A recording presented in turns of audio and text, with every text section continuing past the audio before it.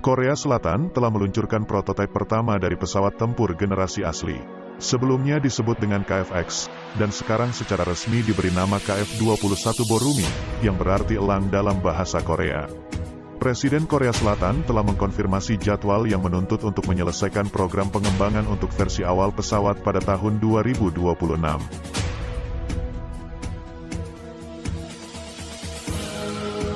Angkatan Udara Republik Korea diharapkan untuk melantik 40 KF-21 tahun 2028 dan memiliki armada penuh. 120 pesawat yang dikerahkan pada tahun 2032, karena pesawat tersebut segera diperlukan untuk menggantikan jet tempur F-4 Phantom II dan F-5F Flash Tiger II yang sudah tua. Dimaksudkan untuk melengkapi pesawat tempur siluman F-35A 60 unit, serta F-15 Castle Eagle dan F-16C dan D. Pekerjaan pengembangan skala penuh pesawat pada apa yang kemudian dikenal sebagai KF-X dimulai pada 2015 dan pada 2019, Administrasi Program Akuisisi Pertahanan Korea Selatan yang mengelola pengadaan pertahanan mengumumkan untuk pembangunan prototipe pada bulan September lalu. KAI mengumumkan bahwa perakitan akhir prototipe pesawat tempur sedang berlangsung. Ada rencana untuk 4 kursi tunggal dan 2 kursi ganda. Prototipe yang masing-masing akan didukung oleh sepasang dari pasokan mesin Valage 400K. Program suku cadang dari turbofan ini juga ditemukan di FA-18 Super Hornet dan JAS Swedia 39EF Gripen. Dan juga direncanakan untuk memberi daya pada tangis Mek-Mek India. Seoul mengharapkan untuk mengeluarkan kontrak produksi KF-21 pertamanya pada tahun 2024. Mengarah kepada pengiriman varian Blok 2 pada tahun 2026, Blok 2 akan menawarkan kemampuan udara ke udara, hanya sementara Blok 2 akan diizinkan untuk misi udara ke udara. Sementara pengembangan dan produksi pesawat tempur multiperan asli merupakan tantangan yang signifikan. KAI telah mengumpulkan banyak pengalaman dalam memproduksi pesawat militer kelas atas. KF-21 emang menunjukkan beberapa fitur observasi rendah yang mengadopsi bentuk badan pesawat ekor kembar miring dan keselarasan tepi di antara fitur lain yang ditetapkan oleh F-22 dan F-35, namun tidak memberikan jenis semua aspek yang ditawarkan oleh para pejuang Amerika ini. Melainkan jet mesin ganda dimaksudkan untuk mengisi celah antara F-35 dan F-16 dalam hal kemampuan. Tetapi harus lebih murah. Secara keseluruhan dari F-35 yang biaya keberlanjutannya jadi perhatian di Amerika Serikat dan di tempat lain. Senjata KF-21 akan dibawa secara eksternal pada underwing 6 unit dan 4 kontelan di bawah badan. Setelah jet beroperasi pada tahun 2026, pekerjaan diharapkan dimulai pada turunan yang lebih canggih, yang menampilkan pengangkutan senjata eksternal. KF-21 diharapkan memiliki radar cross-action yang setara dengan pesawat tempur Euro. Tetapi peningkatannya yang berturut-turut harus mengurangi lebih jauh.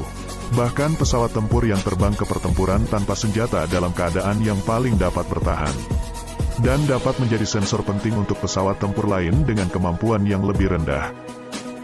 Di bawah proyek senilai 7,9 miliar dolar Amerika, Korea Selatan sedang mengembangkan KF-21 bersama dengan Indonesia yang setuju untuk membayar 20% dari biaya pengembangan dan berencana untuk memperoleh 50 pesawat.